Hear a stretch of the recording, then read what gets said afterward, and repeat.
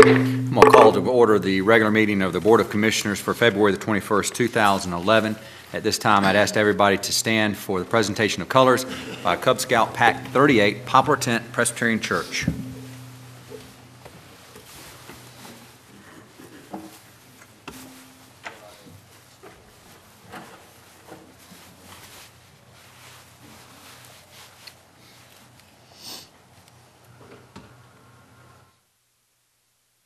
Color guard, advance.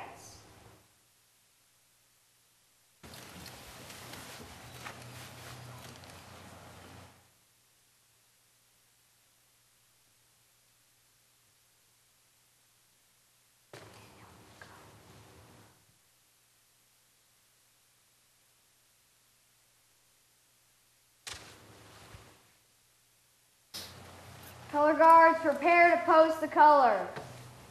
Color guards, post the colors.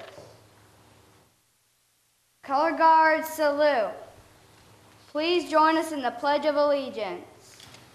I pledge allegiance to the flag of the United States of America and to the republic for which it stands, one nation, under God, indivisible, with liberty and justice for all. 2.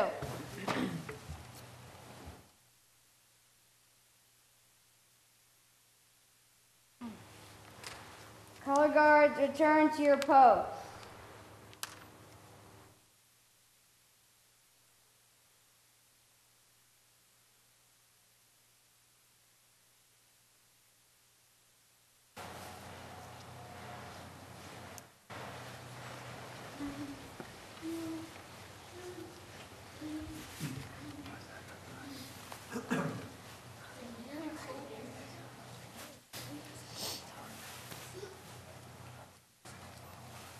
At this time, I'd call on Reverend Dale Bost from Friendship United Methodist Church for the invocation.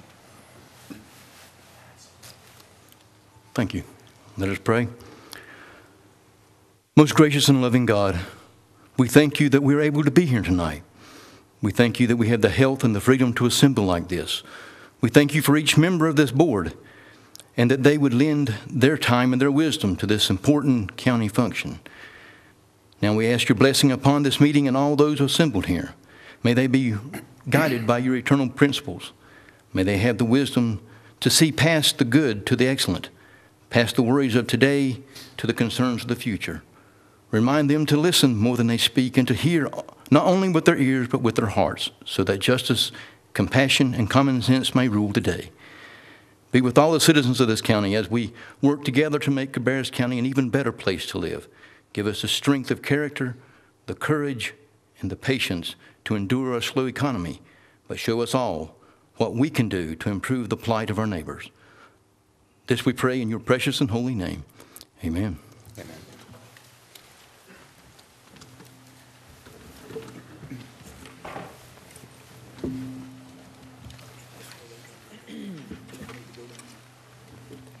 Now, if the young men from Poplar Tent Presbyterian Church could come forward and introduce yourself, and when you finish introducing yourself individually, if you'll go over to your left, our right, Commissioner Burge will have a pen for you.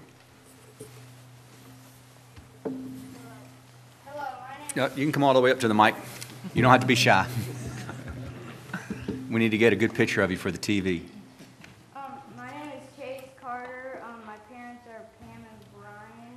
I go to Coxmill Elementary. Can you turn around so we can see you too? Knock in the mic so the TV can hear you. My name is Chase Carter, and my parents are Pam and Brian. I go to Coxmill Elementary School. Thank you, Chase.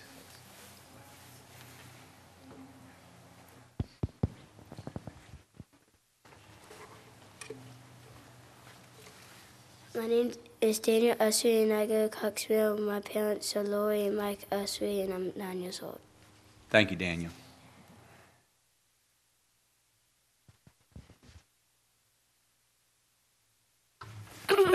Here you go. Here's a microphone here. It's coming to you. Mr. Downs has one for you. Okay. When you they said when you should be anything what Adolf.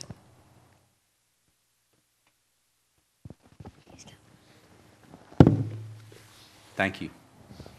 Thank you for helping him, Daniel. My name is Andrew Durrett. I go to Fur Elementary and I'm 9 years old. Thank you, Andrew.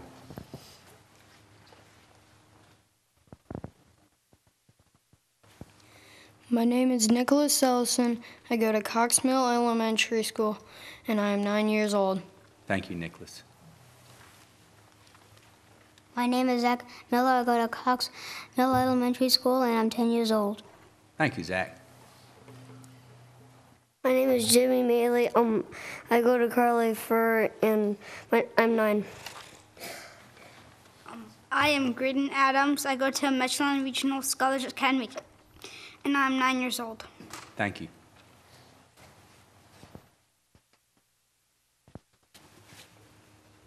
My name is Alex Stansberry, and I go to Cabarrus School, and I'm 9 years old. Thank you.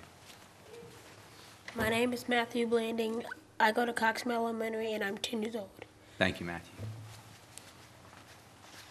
My name is William Knox-Shinay. I go to Cox Mill Elementary, and I'm 10 years old. Thank you very much. If we can give the young men applause.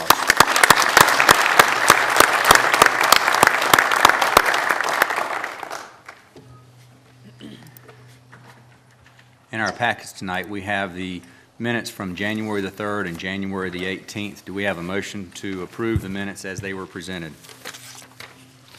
So moved, Mr. Chairman. Second. We have a motion, we have a second. Any further discussion? All in favor say aye. Aye. All opposed? Motion carries. We have the agenda placed before us. Do we have a motion to approve the agenda as is, or is there any modifications? Make a motion to approve as presented. We have a motion to approve the agenda as presented. We have a second. Second. We have a motion, we have a second. All in favor say aye. Aye. All opposed? Motion carries. Next matter we have is under recognitions and presentations. This is the soil and water recognition of former Cabarrus Soil and Water District Chairman Bob Ritchie as a recipient of the 2010 Supervisor of the Year Award. I would call on President Craig Frazier to come forward, as well as, let's see who else. Just come on up.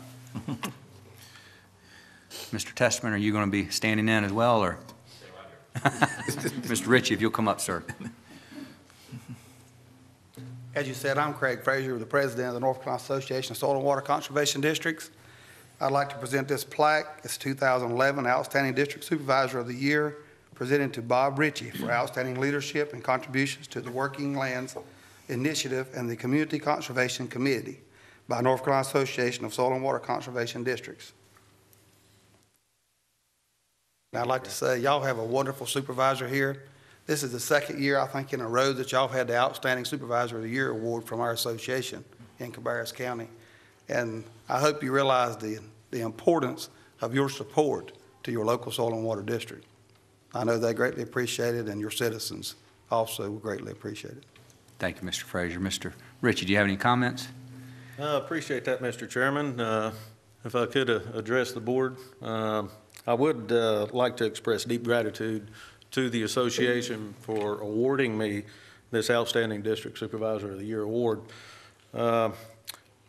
This was actually presented to me in January at the annual meeting of the State Association.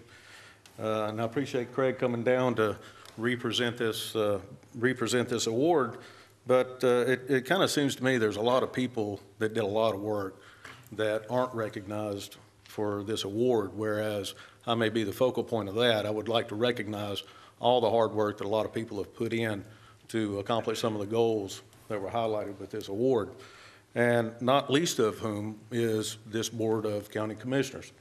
And I appreciate all of the past support that the commission has given to the district and look forward to future support. And now that I am not a voting member of the district board, the board has allowed me to stay on as associate member.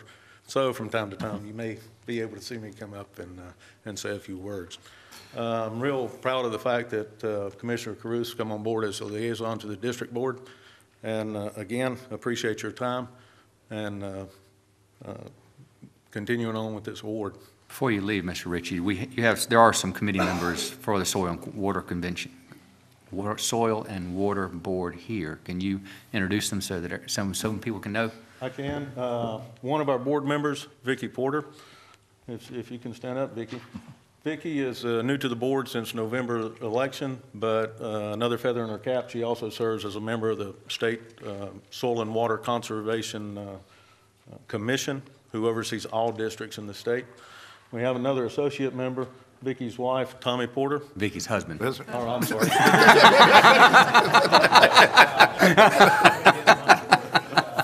Tommy's been an associate member on the board now for about 3 years and has done a great job with that as well. So I appreciate them being here tonight. And again, I'd like to thank Craig and his wife for coming down for the presentation of this award. And one of the things that's coming up is the big sweep. Is it not? Is it coming up in the spring or the fall? Typically, big sweep is in the fall. Fall, okay.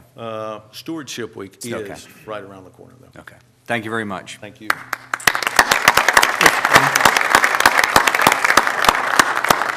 Mr. Chairman, Yes, if I Commissioner could Crew. point out something in light of this, I did get to attend, along with Mr. Downs, our Deputy County Manager, attend the two-day orientation course for new soil and water conservation supervisors up in Chapel Hill last week, and tremendous to learn the history of the soil and water conservation movement, as well as how all the things work together. Also identified some ways I think that, and I'll be bringing some of those things to our board in the near future, some ways I think we could work together on some stuff and that involves how do we, because primarily everybody thinks it's an agricultural board, but it also works with other development as well in a community conservation program to help build education, educate the public and homeowners on what they can do to preserve the soil in their property, as well as the preserving our water supply here in the county, as we know is very precious to us. Thank you, Commissioner Crew. We now have the opportunity to have some informal public comments as it relates to any topic. I would call on, this time, Dr. David L. Ola. Dr. Ola, if you'll please come forward, introduce yourself, and we'd like to hear what you have to say. Certainly, thank you. I'm Dr. David L. Ola, President of the Barber Scotia College.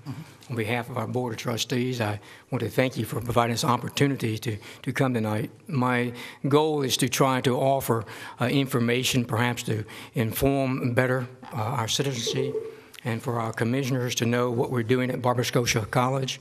I've been president now 3 years, in my third year, and we've worked very diligently through a period of reorganization. We've spent much time in trying to resolve previous debt, previous relationships that have been damaged or harmed, and we believe that now we have moved forward. We are offering 3 degree programs in religion, renewable energies, and business entrepreneurship. We think each of these relate very well to the global economy in which we find ourselves today, and that the county itself struggles to move forward and to contribute into. We are in the process of trying to achieve what we call candidacy with a transnational association of Christian schools and college. That is an accreditation firm. As most of you know, we lost accreditation with the Southern Association of Colleges and Schools in 2004, and we've been in a period of reorganization, as we said, over the last 3 years. Our board now has 15 members. The majority of our board members are familiar with the area of Concord and Cabarrus County. Many of them are Barber Scotia grads. However, we're low on numbers of members here within Cabarrus County. But I certainly appreciate Alex Porter, who is on our board and offers wisdom and direction for me as I try to work within the county governments. We are excited. I know there's some concerns about Barber Scotia, and I would love opportunity to sit down and talk with any of the commissioners, any of the concerned citizens that would like to know more about Barber Scotia College, and I invite you to our campus, invite you to meet our students and our faculty and staff, and to inquire of me or board members of any questions you would like to have answered. So I stand ready to answer your charges or calls and of the citizens that are with us tonight. Thank you. Thank you, Dr. Ola. Next person I call on is Mr. Alex Porter.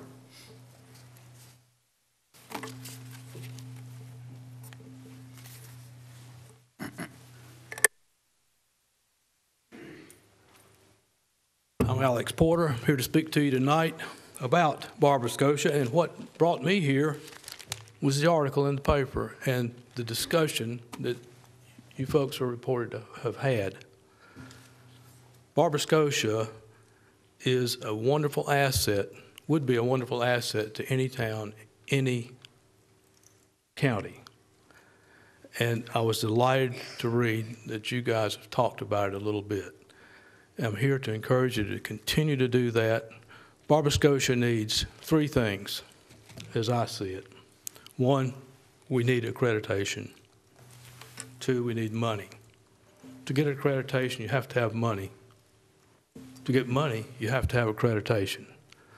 So we're with the catch-22 right there, and we're hoping that somehow, by generating some sort of goodwill throughout local folks, that someone will come up with a great idea. We hear an idea a month. Some of them are pretty good and they fall through for one reason or another. Some of them are just harebrained schemes. But please, in your position as commissioners, think of Barbara Scotia, send somebody to us that you think might make a good fit. We've got wonderful facilities. Some of them need some work. But there are really nice facilities all over the campus. I invite you anytime to get a hold of me, and I'll be glad to take you around the campus and show you what is there.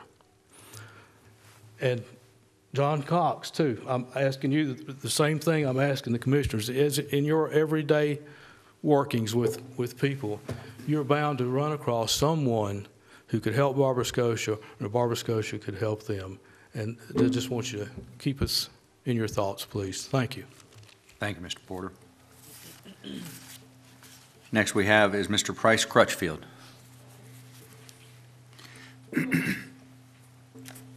I'm here tonight to inform this commission. I had a chat today with a Vietnam veteran, highly decorated.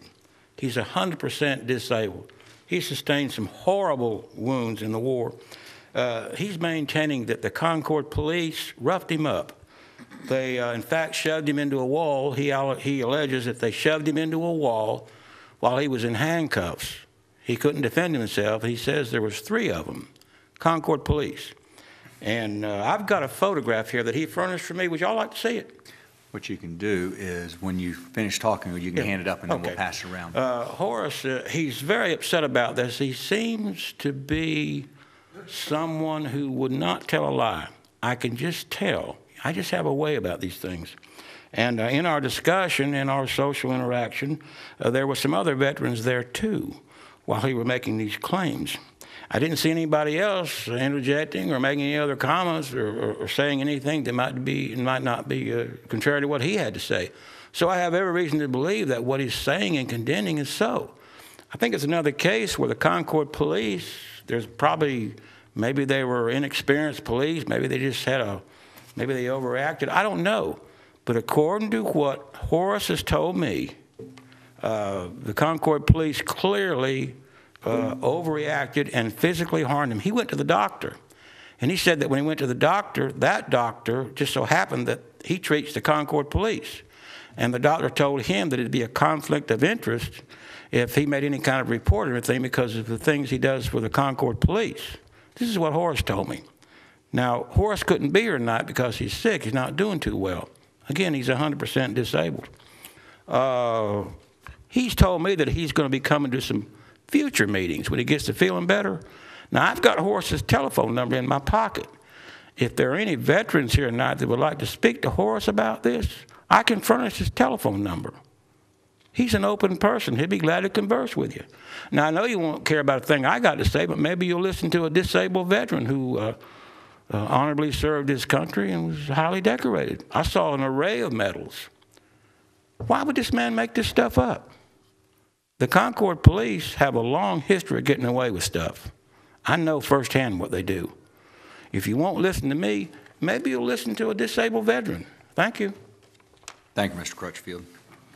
If you'll pass that picture up to Mrs. Honeycutt and we can look at it. Thank you, sir.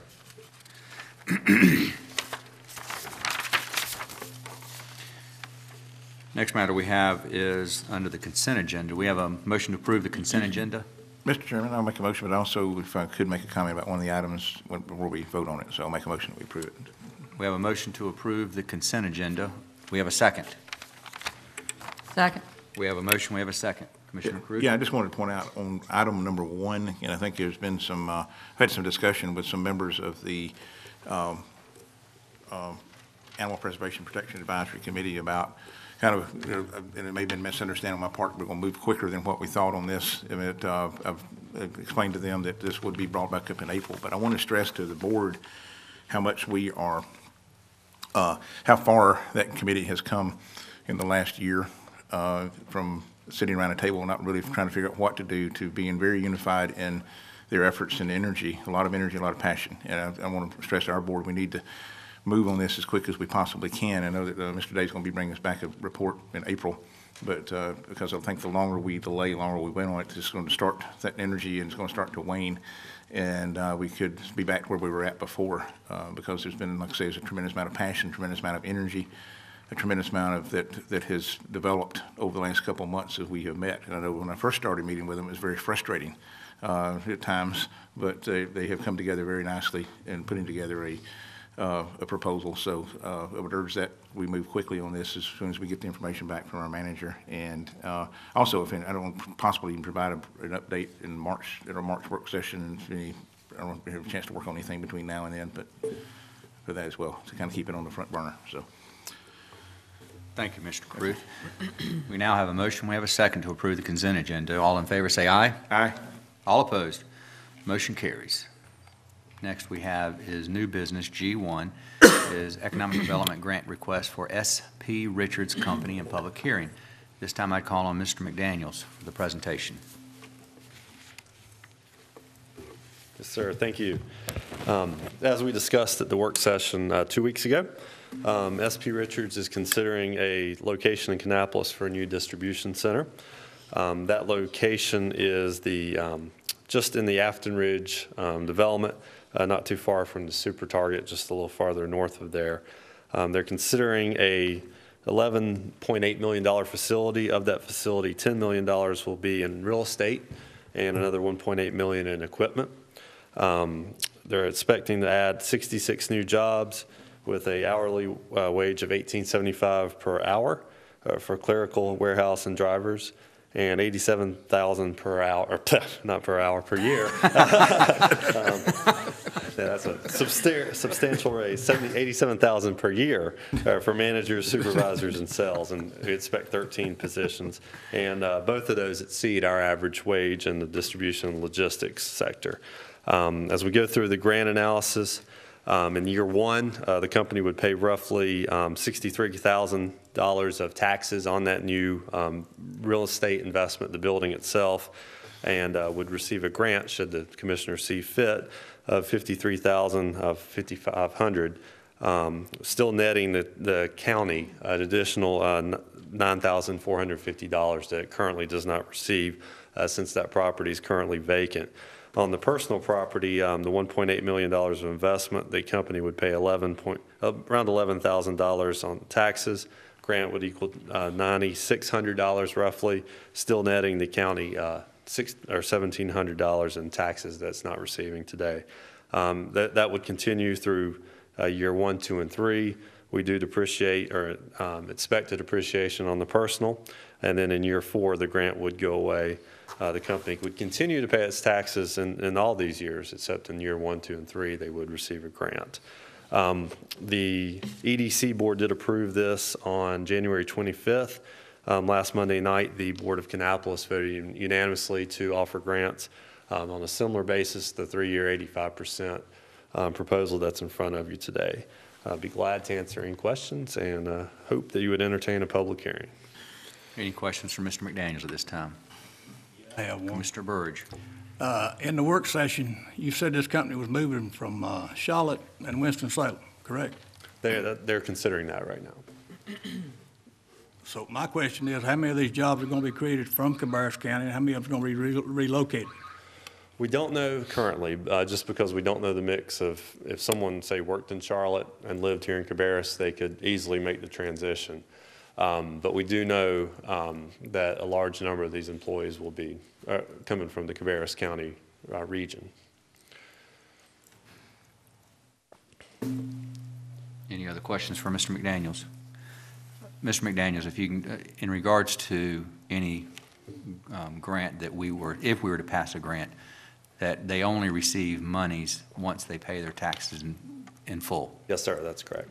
And also, one of the things in the grant is that if they are to receive a grant, they are required to have an audit from our tax department to make certain what the true values are. That's correct. Okay. And should the company decide not to make the decision to locate here, there would be no grant because no taxes will have been paid to the Cabarrus County. And where this is being proposed, if they were to move, it's vacant land right now. That's correct, sir. Okay. Any other questions? Thank you, Mr. McDaniels. I'll open this up for public hearing. Anybody like to speak for or against the economic development grant as presented? Seeing nobody, I will close the public hearing. We have any more questions for Mr. McDaniels? Do we have a motion to approve a 3-year 85% economic development grant for Genuine Parts Company, DBA, SP Richards Company? So move, Mr. Chairman. I've got something I'd like to say. First, I'd like to say I'm happy that SP Richards is looking forward to coming to Cabarrus County and what they'll bring. I'm excited with that. However, I do have reservations with regards to incentives. The company that would be coming, the SP Richards, from my understanding, it will be a relocation from Mecklenburg County, which is the most closest.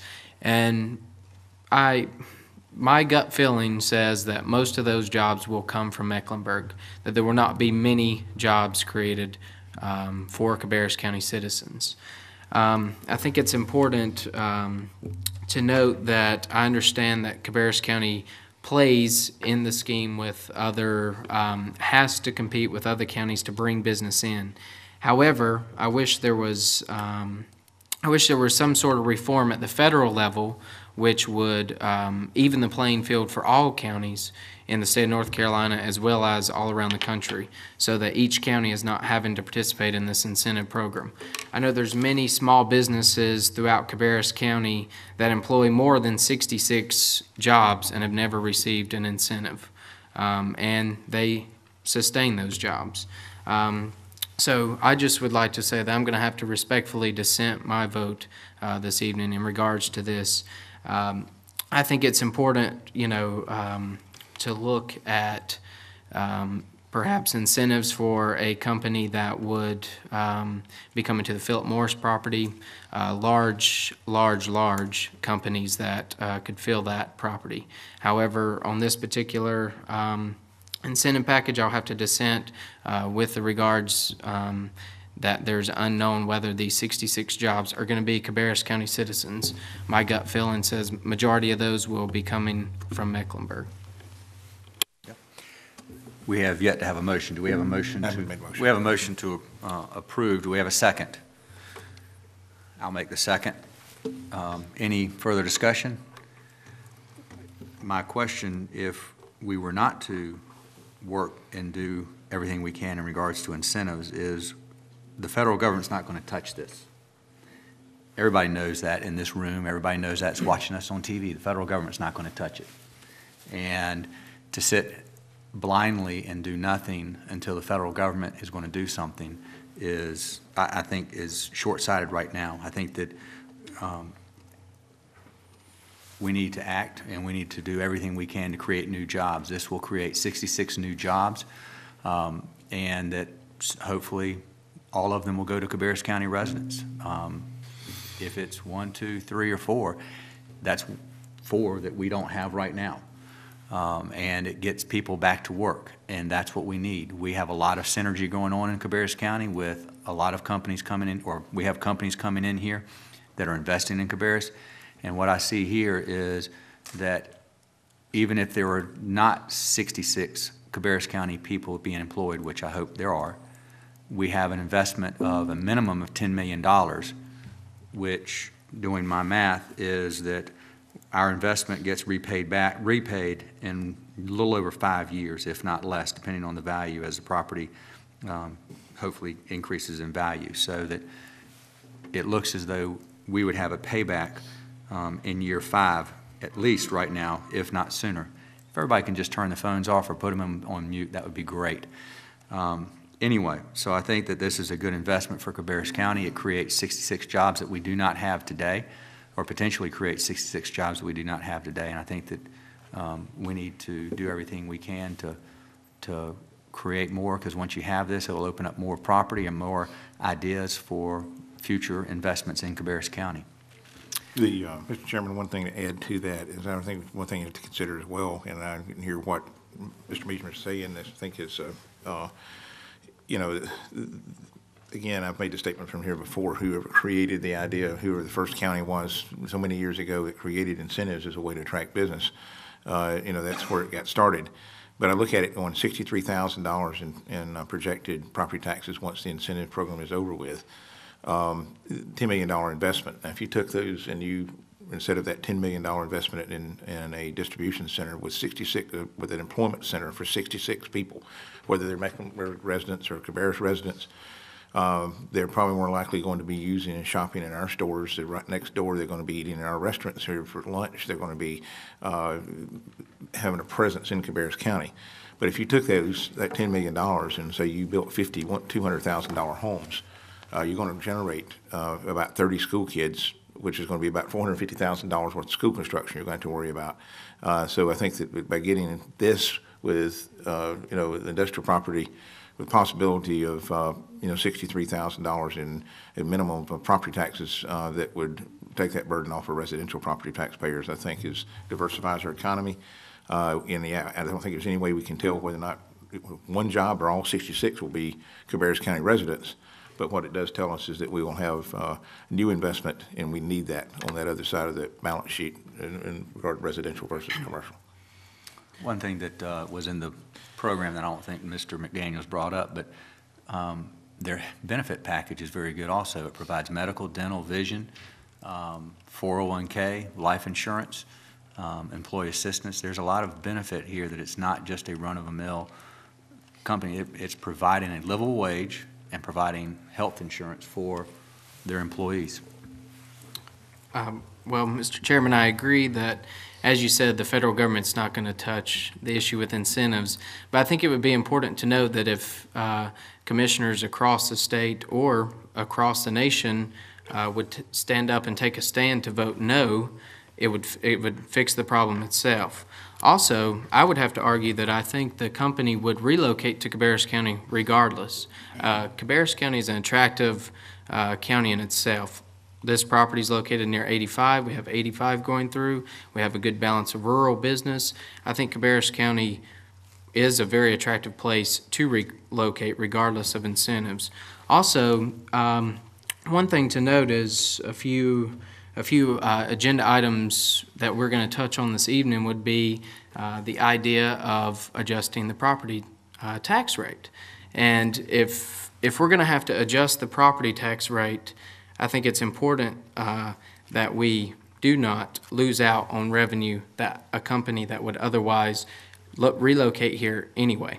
If they relocate here anyway, we will receive that additional tax revenue, and which, as all of us know, can be used. If we're going to have to raise the property tax rate, then there's no reason that we should be giving businesses tax breaks. We cannot put that on the citizens of Cabarrus County. The average citizen paying Cabarrus County property tax should not see a rate increase if we're giving businesses a tax break. Okay. We have a motion, we have a second. All in favor say aye. Aye. All in favor, all opposed say no. No. Motion carries 3-2. Next we have is G2, is the 2011-2012 Home Program Public Hearing. Mrs. Sifford. Good evening. Since the agenda session, I received a notification from Concord that the three-year requirement to renew our agreement has come about again. So we went ahead and added this to the agenda rather than do a separate item for it next month. Just to get the commissioners up to date on this, every 3 years we have to renew our agreement with all of the jurisdictions that we are going to participate. That agreement is only to participate in name. It brings our population into the numbers. For example, Iredell participates in name only, so we get their population numbers. All of Cabarrus County, the City of Concord, all of the jurisdictions have to go through just an agreement to participate. Again, that does not bind us to anything other than just being into the consortium itself. Each year we have to come up with a match and do a public hearing to actually participate and receive the funds. So what I'll be looking for tonight is an agreement to continue in the consortium for the 3 years, the next 3 years. Public hearing to that effect. Well, no, just a public hearing on the money for this year. And also I wanted to notify you that it looks like we're going to get probably around 113,000. The numbers are still being worked out. This federal government has not come through with the final numbers yet, but they told us to go with 15% less than we had received in previous years, so we've cut that back. So I did want to make that public as for the public hearing tonight. Okay. Any questions for Mrs. Sifford? Cabarrus County participates by doing a 25% match, correct? That is correct. Okay. And at our work session, that was discussed that we had set aside monies to cover that. Okay. And I have reduced that match in accordance with this. Okay. I'll open this up for a public hearing. Anybody would like to speak for or against a motion to participate in the Cabarrus Iredell Rowan Home Consortium for 2011-2014, as well as to provide 25% match for the rehabilitations? Seeing no one, I will close this public hearing. Do we have a motion to stop reverberating? Do we have a motion to provide a 25% match for the rehabilitations and to participate in the Cabarrus Iredell Rowan Home Consortiums for 2011 and 2014? So moved. Second. We have a motion, we have a second. Any further discussion? All in favor say aye. I just wanted to comment so that everybody understands. This is funds that come in. You don't need to get up because I'll just state it because I know we do it every year. But these are funds that come in and that we will help administer to renovate homes for people who qualify. And depending on how much money comes in, depends on how many homes or how many systems in a home that we can actually renovate. And we get leverage because we provide 25%, but this provides the other 75%. So it's a great use of local dollars to leverage and to help some elderly and low-income persons and families who otherwise would be living in substandard homes. So it's a great program that we have afforded to us. We don't get everything in Cabarrus County because we're considered to be a wealthy county, but this is a program that we get. And for the people, I'm sure, who participate, they would greatly tell you how important it is. There is also, for the listening public, it's secured with a deed of trust on the property. So if the property does change hands, then they do have to pay back into the program, which we would then use those funds for additional rehabilitation projects. So the money is protected with the deed of trust, and I think it's a good thing that we're doing it. I want to make sure that those comments were added for the listening public. So. Thank you. We have a motion, we have a second. All in favor say aye. Aye. All opposed. Motion carries. Now we have under G3, which is the emergency management adoption of the ordinance amending Chapter 34, Fire Prevention and Protection of the Cabarrus County Code of Ordinances. For public hearing, I call on Fire Marshal Langer.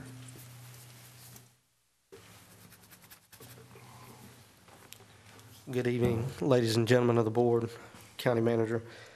We're here this evening to hold a public hearing on the proposed changes for the fire prevention ordinance, and ask at this time that you open the floor for public comment and answer any questions that they may have or you may have. Thank you. I'll open this up for a public hearing to anybody speak for or against the ordinance amending Chapter 34, Fire Prevention and Protection of Cabarrus County Code of Ordinances. Seeing nobody come forward, I will close the public hearing. Any questions for Mr. Langer? I move we approve the text changes that are proposed. We have a motion. Do we have a second? Second. We have a motion. We have a second. Any further discussion? All in favor say aye. Aye. All opposed? Motion carries. Next matter we have is G4, is presentation of the 7 additional 5-year plans and a quarter-cent sales tax option. I'll call on Mrs. Dubois.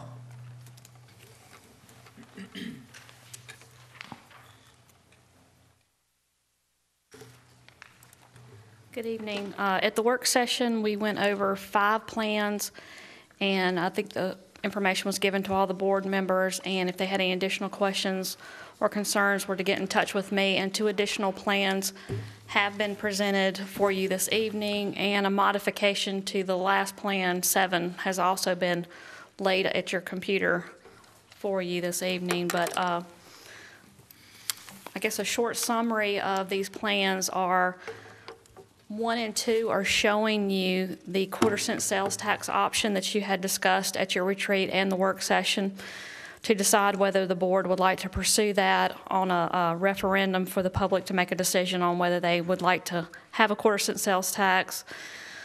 With those 2 plans, freezing expenditures at the 2011 level or the 2012 level, and that would encompass 1 and 2. 3 and 4 do not have the quarter-cent sales tax, but they freeze expenditures at the 2011 and 2012 level. Of these 4 plans that were presented to you earlier, none of them were balanced with any of the one-time revenues or fund balance or lottery monies exclusive of the capital projects funds. So as you look at the bottom of the form, you will see that how it balances itself is that it's using fund balance. And then that percentage, if you watch it go across, is going below 15% in many circumstances, which is below our policy. But there are alternatives to rectifying that once a decision is made by the board. Plan number 5 was to show you if you took the expenditures, freezing them at the 2011 level, what it would take in order to put the county back in a sustainable situation in the revaluation year. And that would be incorporating a revenue-neutral tax rate, which basically means the tax rate would go from 63 cents in this particular scenario to 68.5 cents, but the county would not generate any additional revenue from that revaluation, which means some people's properties would go up, some people's properties would go down. But the county as a whole would generate the same level of revenue, so people would be affected in different ways. Plan 6 and 7 are showing options where the funding for, Plan 6 shows all the funding for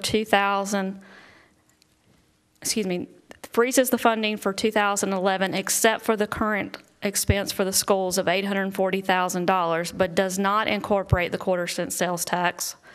Number 7 incorporates the quarter-cent sales tax at a November referendum, keeping the $840,000 for the schools. And then 7A, which I left you today, basically just went in and placed those one-time revenues, lottery monies, and putting a 4.5 cent tax rate increase in 2014 to get us back to a sustainable position in 2015. I hope that wasn't too complicated, but clear as mud. That is the summary of all the different plans and options. And I guess the staff is looking for some guidance from the board as to which direction they would like for us to head in through the budget process this year. Okay. What's the pleasure of this board? I do have a question. On the lottery proceeds, I mean, I know there's a lot of things going on in Raleigh, many of which are not very good for the county level because there's appears to be a number of unfunded mandates that they're pushing down to us. And so one of the things was the lottery proceeds. I know that it talked about the capital, lottery proceeds used for capital, I think going from 40% to 10%. Correct. This is not, is this the same dollars, or is that changing? Have you been able, I'm not asking for Plan 8. I can give you an easy answer. Okay. These plans using lottery money include the money that has currently been allocated to us and is in our name at the state. There are no new monies for next year or the future years because we didn't know what the verdict was going to be, so we opted not to include any future monies. This is what's sitting in Cabarrus County's allocated account. Okay. So as long as they don't go do back and anything get with money that, they gave us and take it away, then we would be okay as far as the way that you're projecting. And I know from conversations that we've had, but I want to reiterate it for the public, you are extremely conservative when you give us numbers, because you would much rather err on the low side on what we're getting as far as revenues go and err on the high side of what expenses go, so that we don't have an uh-oh moment. And that's a nice way of putting it, an uh-oh moment at some point down the road. So I know that you're very conservative, but I just want to reiterate that. The other thing to point out for the public is that we are required by law to have a minimum 15% fund balance. However, we have also had some indication that the Local Government Commission would prefer that we have more like a 22% fund balance.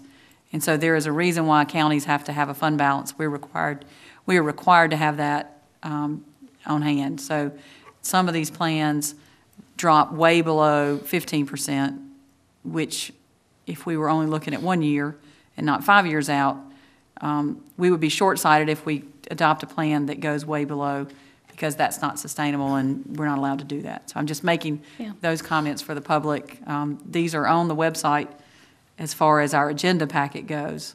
So if anybody's interested in really looking at these numbers, they can pull it up by looking at our agenda packet somewhere around page 150, and they can see each of these numbers and scenarios so that they can understand those. And we'll get 7A out there, but just to correct a little bit on the fund balance, it is a policy recommendation from the Local Government Commission that you maintain an 8% fund balance level. What we determined to be needed for Cabarrus County for cash flow purposes based on our debt schedules was 15%, and that's the policy that the board adopted. What the Local Government Commission has sent out based on the economy and valuing different counties and comparing them was a recommendation that they felt like 20 or 22% would be good for counties our size. We found that we can live with 15, but 8% is the policy, but there's no law or requirement that says you have to do a certain percentage. However, if you do fall below the 8%, you might get a visit, and it can go from there. But our policy, as our board has adopted, is 15%, and that's the guidelines that we've been following through. But the 20% is because of the uh-oh moments and the economy and sales tax being so volatile and not having an idea how it's going to turn out, is I think why they have recommended a larger number than what we actually have. Are there any other questions for Mrs. Dubois at this time? Yeah, I just had a couple. I guess number one is I saw $3 million today, but what is the projected revenue generated by a quarter-cent sales tax? It estimated, if it were to be voted in, the first year would be about $4.6 million. Okay. That sales tax would be distributed to the counties only, and the cities would not share in that, but we would have to distribute a portion of it to the fire districts. Okay. Second question is that what is the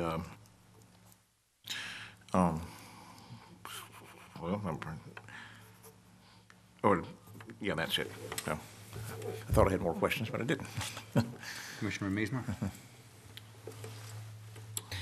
Pam, you've been excellent in answering my questions over the past couple of weeks. So as of right now, I don't have any questions for you. Okay. Commissioner Burge? Well, for the way the economy is and the tax situation, I'd like to see us go with plan number 3, which I don't mind us putting the quarter-cent sales tax in there if the voters vote on it. But if we just go with plan 3 and stay with the 2011 budget for 2012, nobody gets an increase, but I think it would be fair, you know, we either give everybody their increase or we don't give anybody one.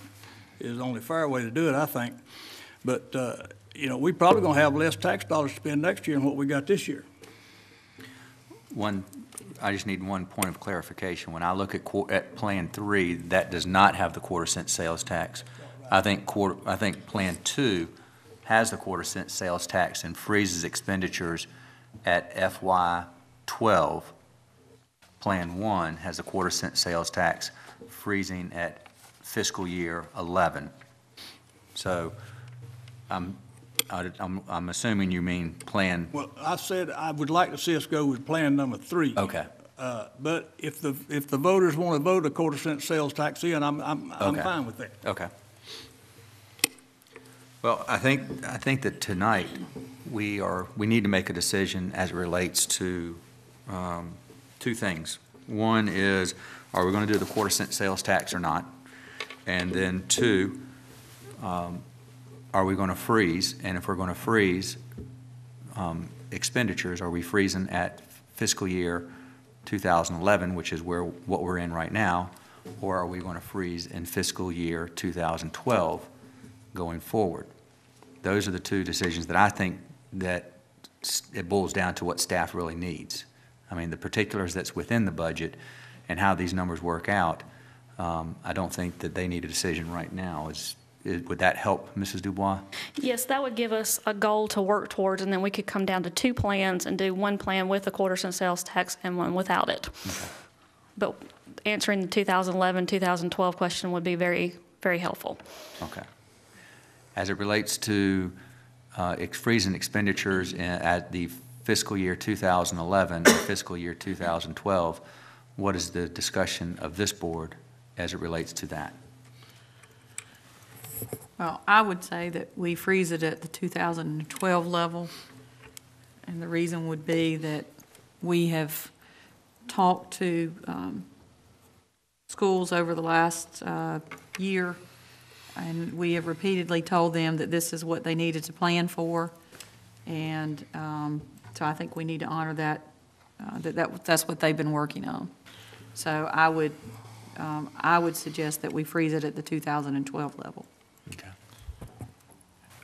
I wouldn't have a tendency to agree with that because also we're well along in the this budget cycle already, and doing it 2012, then would give people a year to prepare for that and what it would be frozen at, and make the necessary changes that need to be made in their budgets to hold that at 2012, freeze it at 2012 level. And again, a lot of that's because we have already made our gestures towards, and people are already well along in their budget and already made their own budgets for this year. So I would support 2012. Okay. Commissioner MEASMER?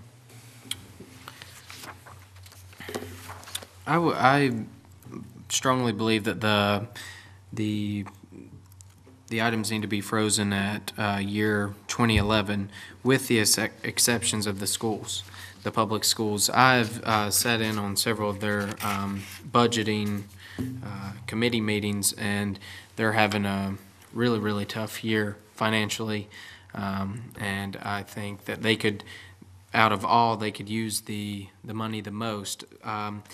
But one thing to recognize is, you know, as two of you have previously stated, that it would be unfair to take away now. One of the major increases for next year is the cost of a living adjustments, the pay raises for county employees. So that's one of the most expensive ones. My argument would be that should be held off at the 2011 level. I understand that, you know, times are tough, and I understand that prices and things are increasing. I'm experiencing that myself. However, I don't get a small subsidy to hold myself over because of the increase in prices. I have to restructure within my own budget. So I think it's important to note that it's not just revenue increases for departments. It's also a big chunk of it is pay increases for the employees. I know if you take that and a couple of the other increases for the departments, it's not much, but it's a step in the right direction, and I think that's where we need to go. So in my opinion, I think we need to freeze spending at 2011 level with the exception of the public school system. Okay. Commissioner Burge, anything else? I know you talked about freezing at 2011. Well, personally, I think it's unfair to pull out one group and give it to them, give them an increase and leave everybody else out. In other words, I say we either be fair and set it the same for everybody and stay with 2011 budget, or we go to 2012 budget and give it to everybody.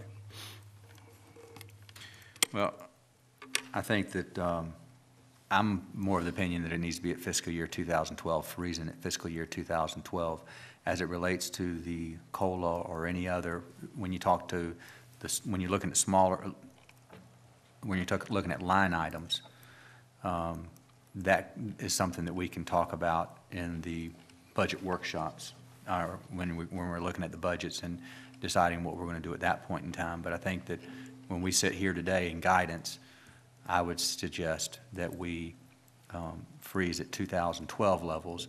That gives the schools roughly 12 months, 14 months to prepare for that, and it gives the others, and I think Commissioner Burge is right, is you either do it across the board in 2011 or you do it across the board in 2012. To pull one out and not the other is a little bit, is not fair. And the reason why I don't think it's fair is that just looking at the, we've gotten a breakdown of county budgets, or excuse me, the governor's budget and how that's going to affect the county. And some of the things that the governor's talking about or has proposed is going to directly hit the Health Alliance and health services, so that it's not just one segment that's going to get hit. Schools are going to get hit pretty hard. That right now, what, as succinctly, as easily as I can explain it, the lottery funds, we were getting net revenues from the lottery funds of approximately 40%, and that was going to school construction. The governor's proposal is to reduce that to 10%. So that's a tremendous reduction. And she says that's going to be a tax savings of $345 million across the state. Well, that's to the expense of each and every one of our children here in Cabarrus County, which is, you know, I don't understand that. She's also proposing to transfer school bus replacement to counties, and that's going to be reducing capital, or it's going to add to the schools approximately $57 million across the state. You can only imagine what that's going to do to Cabarrus County. I'm thankful that the school board, in their wisdom years ago, went into a tiered starting program, and that's saving some money. And I will also say that amongst Cabarrus and Kannapolis, they're working together in regards to some school bus issues. So that what we are seeing is a tremendous amount of different ways that the governor is deciding to push services down and costs down to the counties, that is just unheard of. And I think that to give the school system 12 to 14 months to prepare gives them a little more opportunity to go there that way. I would recommend that we do it at the fiscal 2012 level, freezing everybody at 2012 level. Is there any other discussion? I hear that believes that there's a consensus to freeze at the 2012 level. Do we have a motion to give guidance to the staff to freeze at the 2012 level of funding? I move, Mr. Chairman, that we direct staff, or provide guidance to staff that they freeze spending at 2012 levels for all departments, including all those agencies outside of the county government that's under our direct control, including the board, the school board, especially the school systems, but everything be locked in at 2012 levels. We have a motion. Do we have a second? I will second that. Do we have any further discussion? Commissioner MEASMER. My reasoning in pulling out the school system in particular is, as I said, sitting in some of their budgeting committees, trying to fill a almost $19 million gap is, you know, is an expensive one to fill. My purpose would be to pick them out as to help out for this year. In regards to the state pushing down, the state taking away funding, that's going to hurt the school systems. And as you mentioned, the Health Alliance, it would, as you said, the state would be taking away some of their funding. I think that would have been something important for us to recognize last year before approving a new building, would have been to use some of that funds to help them in that way rather than building a new facility. Well, in building the new facility, the district out at the research campus is paying for that. So that is not money that's coming out of our general fund. But that's money that we had already been using, that's already been incorporated in the budget. That tax money that's come from that district, that research campus, has already been used in other places. Okay. We have a motion, we have a second. Any further discussion? I would just say I'm fine with, at this point in the budget process, to go along with the motion made. But I think that while we're going through the budget process, and of course, once we get more leeway, or once we understand what the legislature is going to do, because I don't think they're going to do exactly what the governor has said, but I don't know where they're going with a number of their items, that, of course, we would come back and look at the COLA primarily, as that's being the largest number in there. That, I mean, obviously, as we move through, this isn't finalized, so we'll be looking at the numbers again, but I know that that's one that's been suggested to look at closer. That's a fair amount, but nonetheless, I would say they go along with the 2012, and as we proceed through the budget, it gives direction to staff, and then we can tweak, as I'm sure we're going to have to once we find out what the legislature's going to do, because that's what we'll be bound by, so what they push down to us. There's a lot of unknowns, obviously, for that. Any other comments? We have a motion, we have a second. Sorry, Commissioner Burge. If I'm looking at this right, the education is already getting $85 million out of this budget, correct? Which budget are you? I mean, on here, there's $85 million out of this showing up for education. 30 million of it's going to pay for schools. 54 million's going for, I guess, educational capital fund. And if we can't find $800,000 to save out of $55 million, then I don't think we should ask anybody else to save anything either. So that's the way I feel about it. I mean, I'm still in favor of 2011, but We have a motion before this board to give guidance to the staff to create a budget that will freeze spending at fiscal year 2012 levels for all agencies supported or receiving monies from the county. Is that correct, Commissioner Caruth? Correct. Okay, we have a motion and we have a second. All in favor say aye. Aye. All opposed? No. Motion carries 3-2. Now, the next matter that I believe that we need to discuss and make a resolution tonight is the quarter-cent sales tax. With the passing of the last discussion in regards to guidance, I believe that narrows us down to Plan 2, which would be the quarter-cent sales tax option, if you want to pull that up. Is there another plan, Mrs. Dubois, that I'm missing that includes And 6, it just doesn't have it at the 2012 level. Okay. I guess it comes down to, do you want a May election or a November? Okay. Is there any discussion on this board as to whether, one, whether we do a quarter-cent sales tax, and then two, if we do, if that is the decision to do it, is it in May or November? Mr. Chairman, I'd just like to make a couple of comments on that. I think that one of the things is that we know the $4.6 million potentially available to us, that would equal over 2 cents currently on our property tax rate that would be moved from the property tax rolls to sales tax.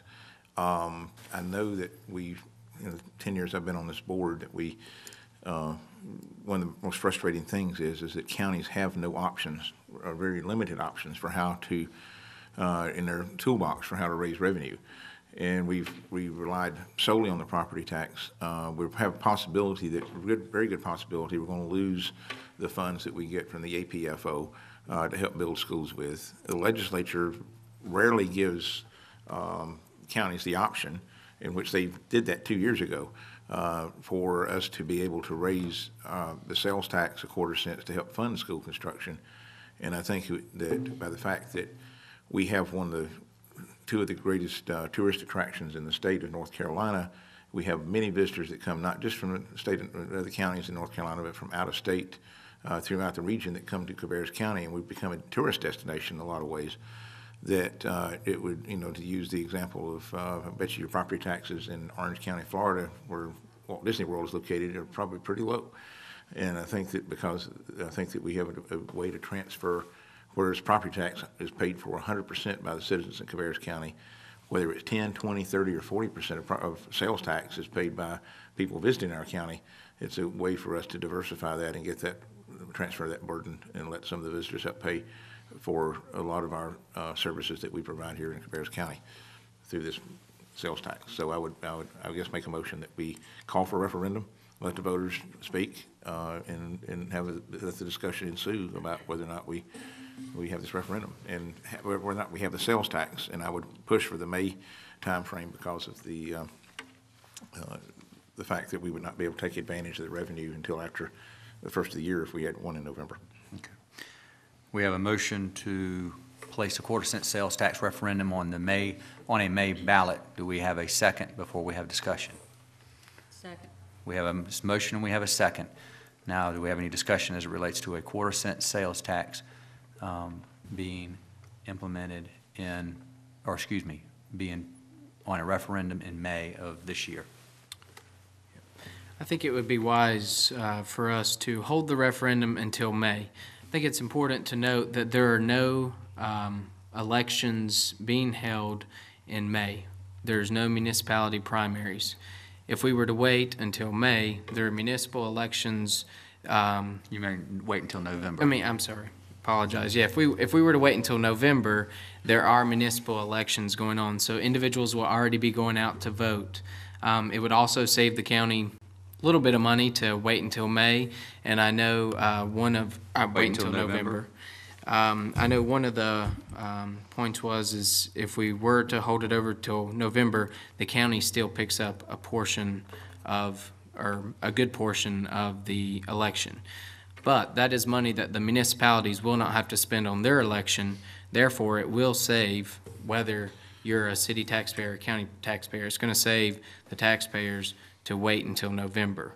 I think it would only make sense to have a countywide referendum for a November ballot rather than in May, just for the simple sake of the savings of the money, as well as individuals are already going out to vote in November. Also included in our information was statistics regarding the sales tax referendum. And I'll be clear, I am much more in favor of a sales tax than any property tax. I think the sales tax should be used to lower the property tax rate. The sales tax is the only fair tax that each one of us pay regardless. So I am much more in favor of the sales tax. But looking at our statistics, out of 72 counties who has held the referendum, only 12 have passed. So for the money being spent, it would be wise to wait until November, save a little bit of money, and hope for the best on that. Any other comments? Commissioner Burridge? If we put it off 6 months and it passes, how much would we have collected approximately? Wasn't it 1-point-something million you said in the work session? I believe so. I don't Well, if it's 6 months, if it's $4.3 million, 4.6, 6 months would be $2.3 million we would not collect. Right. So we talking about saving $15,000 versus collecting $2.3 million if the voters voted in. Yeah, the difference in the I'd rather let the voters have a chance to vote on sales tax rather than increase property taxes. It's the only fair way of doing taxes, I think. So, I'd say the sooner you can vote on it, the better off you're going to be if it passes. If it don't pass, then you're out $15,000. Commissioner Poole? I would say to go ahead with it in May. I think it's important that the voters have a chance to vote for it. I mean, that's what we're saying to right now, is that, and this is the legislation that's been approved. We're not going to turn around in 6 months or 9 months and say we want to raise the sales tax again. We don't have that option. This is the one option we have, is to do a 1/4 cent. I also think that the funds that, presuming that it passes, that we are going to be faced with additional school debt service next year of approximately $4.735 million, because they're A.L. Brown's got their new wing that'll be opening. Winkler middle school will be opening next year. This year, there was another middle school and 2 elementary schools that opened. So it's not like we can walk away from debt service. That's how this was set up prior to the recession. So I think that this 1/4 cent should be designated. We can't designate it in the referendum that that's what it goes for, but I think that this commission needs to make a determination and be very upfront. And I think that when we get to that point, and I'm going to be positive and say that it passes, because I also think that a sales tax, a 1/4 cent, is a very small amount, and I'd rather have that than the property tax, like you said. And I think that we need to designate it for debt service. And if the economy comes back and we get more than what's projected right now, then I think that that money should be set aside and should be used for pay-as-you-go projects, and that we need to work more in that direction, which is what we have been doing over the last couple of years, but that we need to state and have it recorded in the minutes that that's what the money's going to be used for, so that there won't be any question, and that as far as the voters go, that is what we're going to designate it for. So I would be in favor of having the referendum in May and give the voters a chance to speak. If the voters say they don't want it, then the ones that are in favor of it or the ones that are against it, they're the ones that are going to show up in May. People need to show up to vote. That's what the good thing that we have in the United States is we have the option that we can show up to vote. And I mean, I talk to anybody I can find. If I think if they're 18 or over, if they're not registered to vote, I'm more than happy to give them the registration card and tell them to go register, and be thankful that we have that option. So I would like to give that option to the public and have them make a decision and be upfront saying that that's what it's for. If the sales tax doesn't pass, also being upfront and saying that that's going to be another amount that we're either cutting from the budget. And when people say we need to cut the budget, I want them to pull this up, which I'll hold yours up because you have a copy. It's a very nice multicolored copy. It tells you what we have to fund and the amounts. It tells you what we have to fund, but the amounts are discretionary, and it tells you what's discretionary completely. So if the public says don't raise property taxes and don't do a sales tax, then I want the public to come back and say this is exactly what I want to cut, and be very specific, because that's what we're here for, is to do the best that we can for the county with the information that we have. And so I would challenge anybody that questions what this board is doing to come up with specifics instead of generalities. So that's long-winded, but I would say the May referendum, put it on the ballot and let's run it up the flagpole and see what happens. Well, I would agree that we need to do it as a May referendum, and I think that I'd take your suggestion maybe one step further in regards to the 1/4 cent sale, the debt service, being paid towards the debt service. I think it would be construction, and that it needs to be an line item. We do quite a bit, y'all do a very good job in regards to line items, and to show what monies are coming in and how that debt is paying the debt. And if there is a way that we could put a sunset provision on there that once the debt is once the school debt is paid, then it goes away, I think that we ought to consider that. But I do believe that we need to do it in a May referendum. I do think we need to make it a line item if possible, show that the public knows what comes in and what is going out.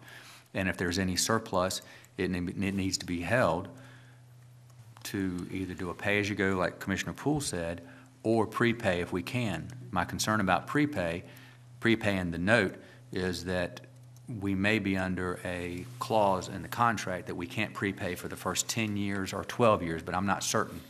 But once that is done away with, once that payment penalty clause is gone, then we'll be able to pay it down quicker if that is, if there's any surplus.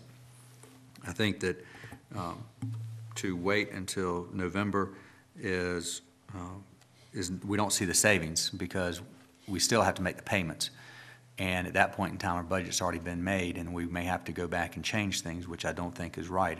We need to make a decision. Staff needs to know the direction, and the community needs to know. I think that it's a very good opportunity because, as Commissioner Carruth has said, we have one of the largest tourist attractions in North Carolina that I believe brings in visitors of at least 5 to 6 million people minimum. My thinking is it's 10 million plus, and I know that they are purchasing things daily. I think that also we have Lowe's Motor Speedway, we have Charlotte Motor Speedway, and we also have ZMAX that brings in a tremendous amount. And our hoteliers are doing much better than they were just a year ago, and they're doing much better than what is across the state, and so that I think that we have a lot of positives out there. And with our staff being conservative on those numbers, I think it's one way that we can pay for the construction of schools that we have desperately needed, that we were in a tremendous overcrowding issue, and we were able to get on top of the wave instead of being behind the wave. So I think it is important that we do it in May. I do think it needs to be a 1/4 cent sales tax referendum. We have a motion and we have a second. All in favor say aye. Aye. All opposed? Aye. Motion carries 4-1. Thank you. Mr. Chairman, one other thing I want to point out, make a couple comments about too, if I could. Looking in, I know that we didn't discuss this tonight, but the third thing was and that'll be something I believe will come up. I believe Mr. Waugh, tell me on the 2013 year here on the plan, that's what we will vote on next year, or is that what will be voted on 2 years? I'm sorry, would you re-ask the question? Okay.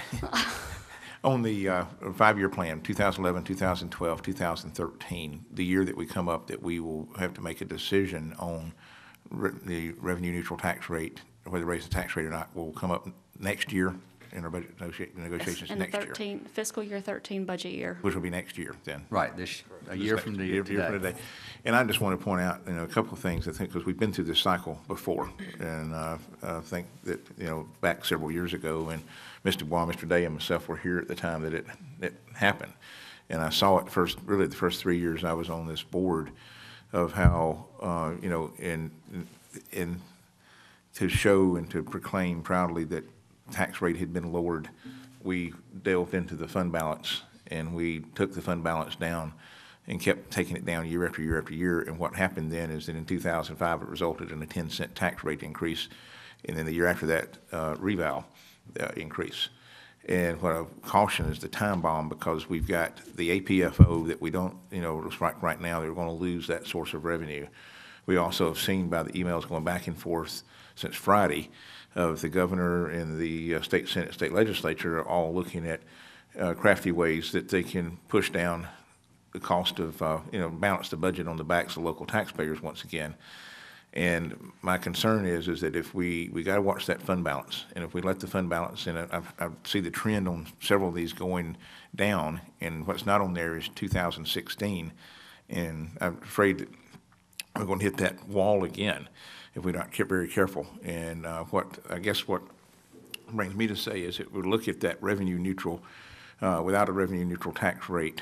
I'm sure there'll be people in 2012 and next year as we get towards the election that will be out there proudly proclaiming how we're going to lower the tax rate, we're not going to raise taxes, we're not going to raise taxes, we're not going to raise taxes.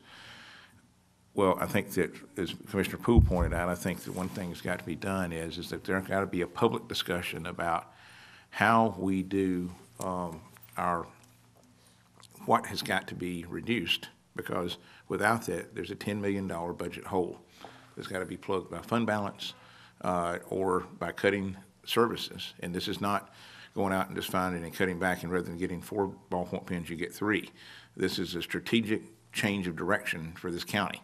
And I think the quicker the public gets involved in that discussion and understands the ramifications because of counties, or, you know, we can talk all day long about how Washington and Raleigh, how they are wasting money and how we can cut money there. But when you get down to the local level and look at our county budget, again, that matrix, that funding matrix is available on the website, shows exactly what things cost in our county government and what things are out of our control that we can't touch or have very limited ability to touch.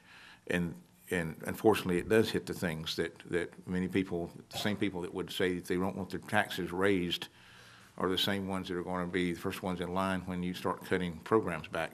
And I think it's got to be a public discussion. I think it's got to be issue decided, a policy issue decided by this board, but also a political issue that's got to be decided by the public on where they want to go and how they want to see that. So I would tell you that you know, that we got to keep that in mind, and the public needs to keep that in mind, is that with either of these plans, we're looking at a severe cut in our fund balance, and we're going to have to, we can't wait till the 11th hour to suddenly determine we're going to cut this program, cut that program, if we can't meet the budget and we can't fill it with fund balance.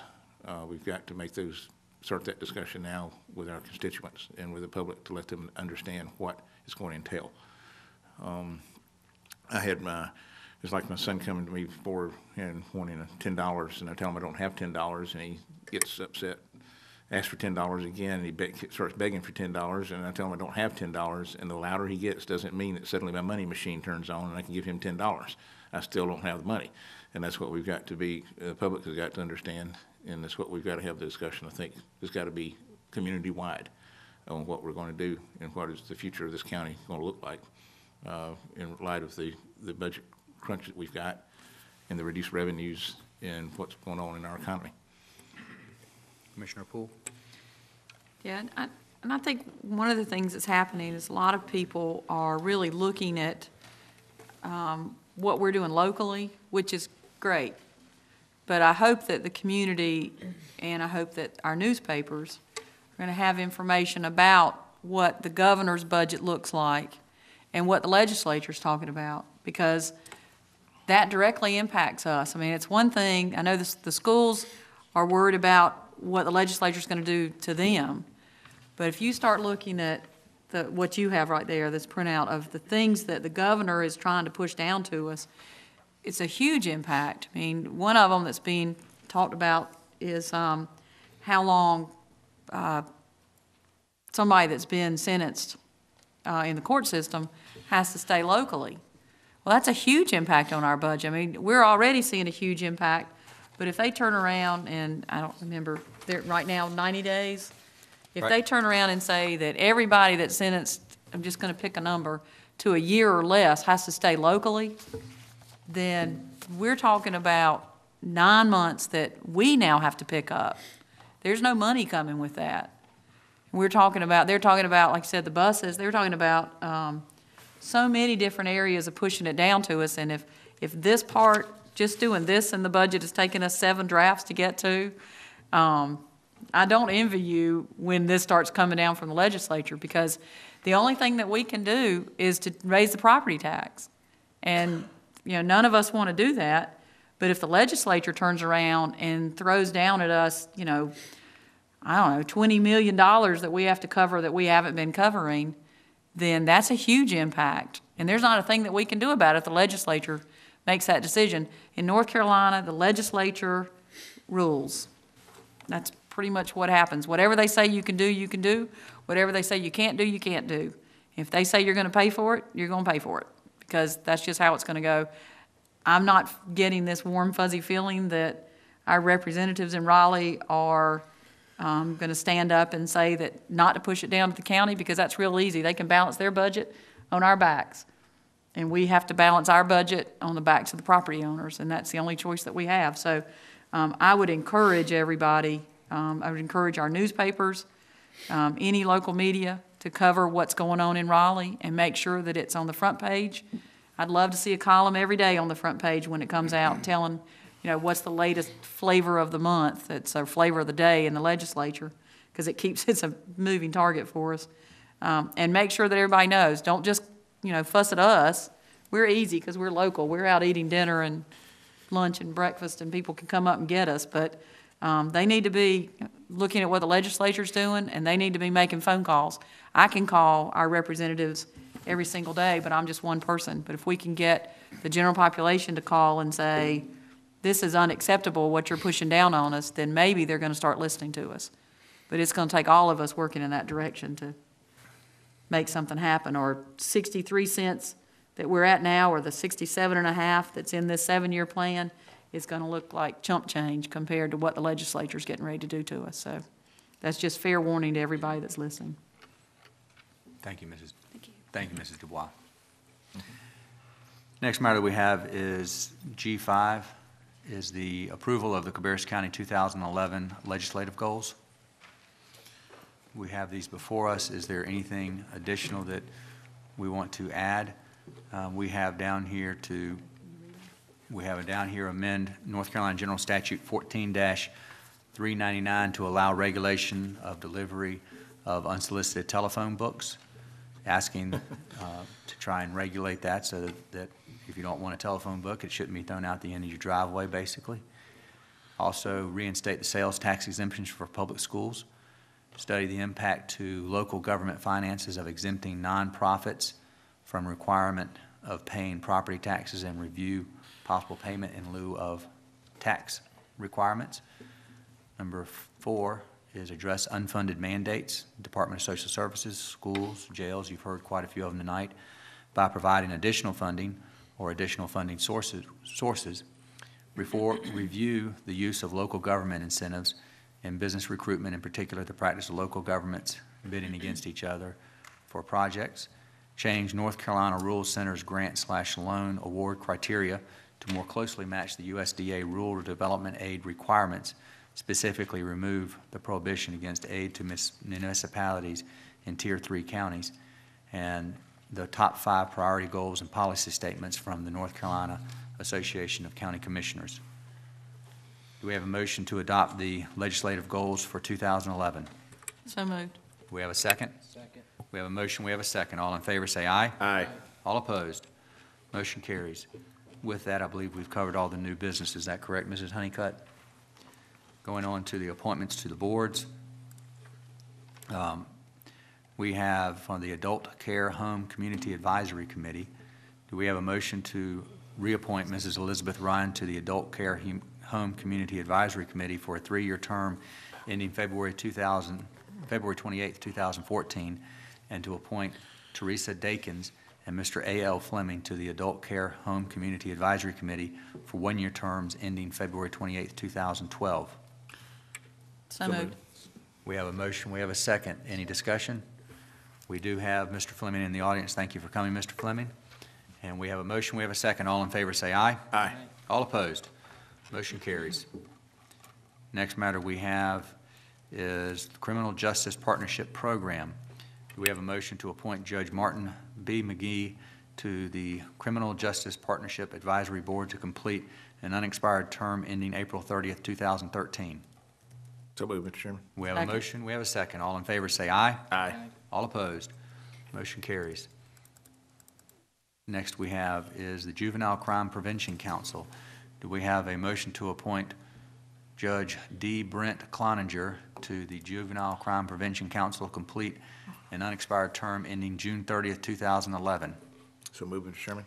We have a motion, we have a second. Second. All in favor say aye. Aye. All opposed? Motion carries. To the Cabarrus County Youth Council, and this is a new youth council that we formed, I believe, in December? Might have been January. Anyway, it was recently. They're already meeting, and I think they're having a really good time. Do we have a motion to appoint Mrs. Juliana Sororis at large, Mrs. Taylor Furr from Hickory Ridge, Sydney San Jose, J.M. Robinson, Ella Beth Wycliffe, Mount Pleasant, and Tashawn Davidson, A.L. Brown to the Cabarrus County Youth Council for 1-year terms ending February 21st, 2012. So moved. We have a motion, we have a second. All in favor say aye. Aye. All opposed? Motion carries.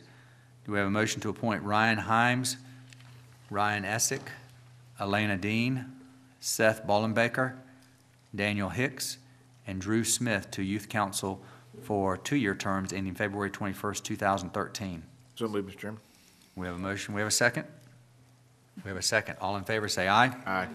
All opposed. Motion carries.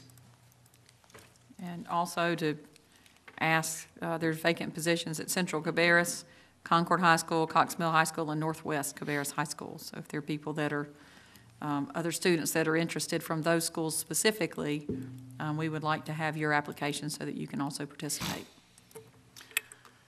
As it relates to the Cabarrus County Parks Commission, do we have a motion to appoint John DeVito and Gina Lowry to Parks Commission for 3-year term ending January 31st, 2014?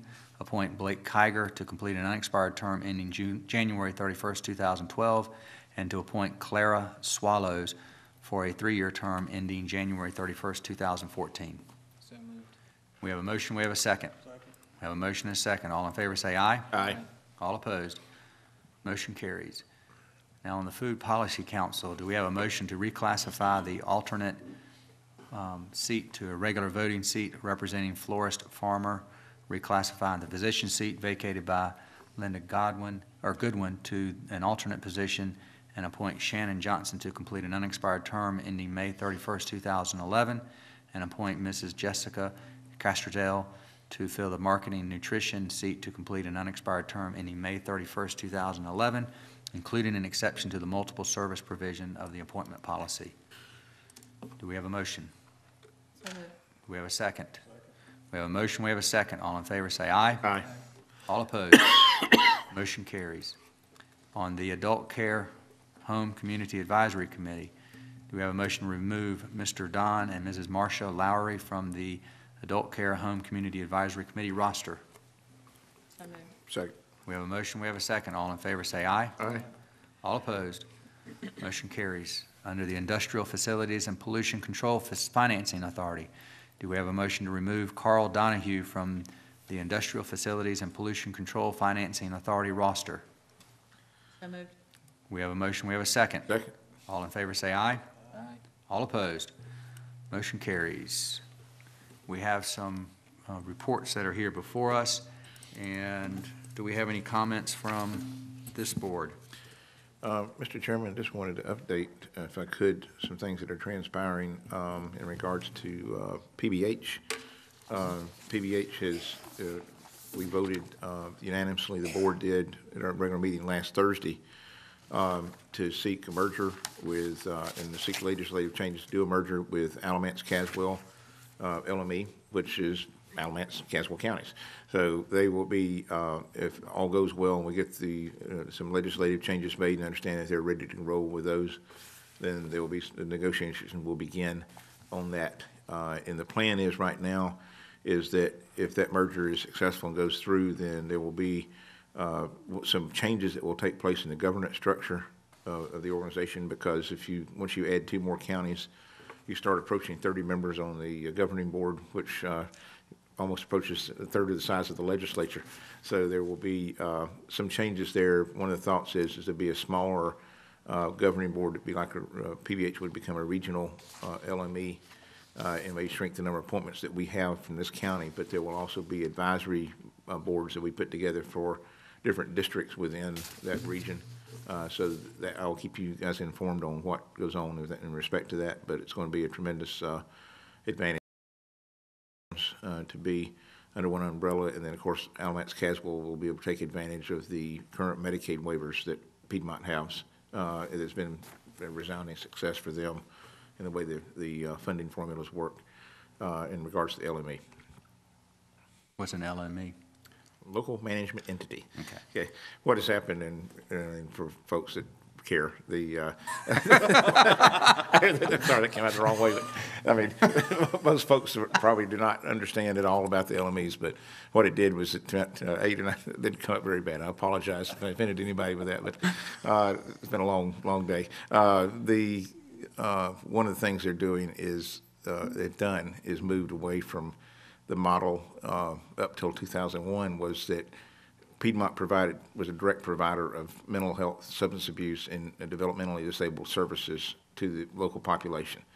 With the reform, which was very successful in this area but was not successful in other parts of the state, it moved to the point of where it changed Piedmont to being a service provider to being almost an insurance company that managed one large pot of Medicaid dollars to provide and work with a private network to provide services to those populations. And so when you hear LME, there's about 8 or 9, there's actually 20-something LMEs around the state now. They're trying to merge those down and boil them down to about 8 that would be across the state and would provide those services and manage those dollars.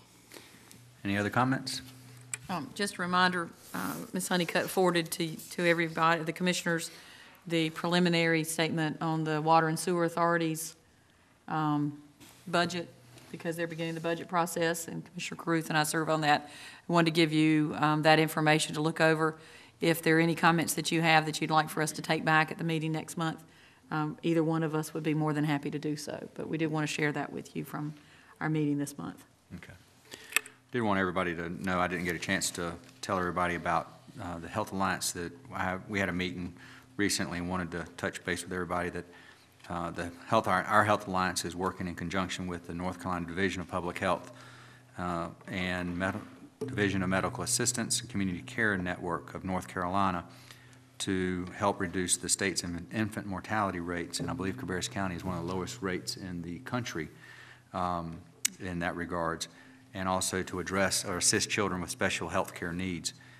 They also recently had a coordination of efforts to provide dental care to uninsured and underinsured children through volunteer dentists and hygienists, and that was on February the 11th.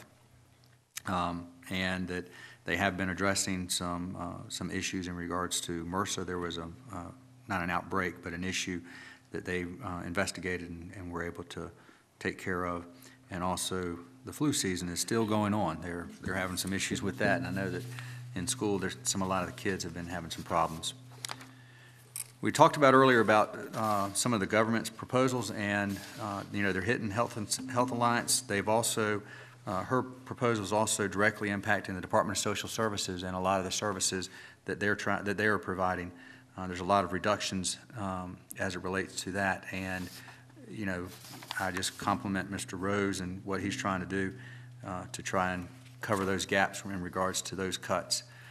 As it relates to the schools, I did find an email that I'd received that in reducing the lottery funds from 40% to 10%, the calculations is a reduction in Cabarrus County of $5.5 million for each of the next 2 years. I mean, that is a tremendous amount if that goes through. And remember, that was passed on the condition that all the monies were going to go to help the kids. All the money was going to go to help schools. So here our governor is now knocking it down to 10%. It's a sad day. But the question is, what can we do up here to try and address that? And one of the things we took a step forward tonight in regards to SP Richards, they're going to, if they were to come in, that's going to add $10 million just in property to increase the value of the property. That's $10 million that we didn't have yesterday. Another thing is the Convention and Visitors Bureau. Just to let everybody know, they're not current as to this month that I have, but in November, our occupancy rates increased 5.5% over 2009, and that this was greater than the same period for the state, as well as the competitive markets that we are setting ourselves against. So they're doing a lot good there, and the reason that comes into play is the visitors coming in, spending more money out at Concord Mills or wherever they're going, and I think that makes a difference. The question is, the challenge that we have is, what are the revenue sources, and how can we reduce the burden on our taxpayers? And that's one way, is to bring businesses in here, bring visitors in here, and have them help in regards to sales tax, like Commissioner Burge was saying. With that, do we have a motion to go into closed session as authorized by North Carolina General Statute 143-318.11 and invite the EDC representatives into the meeting? So moved. Second. We have a motion, we have a second. All in favor? Aye.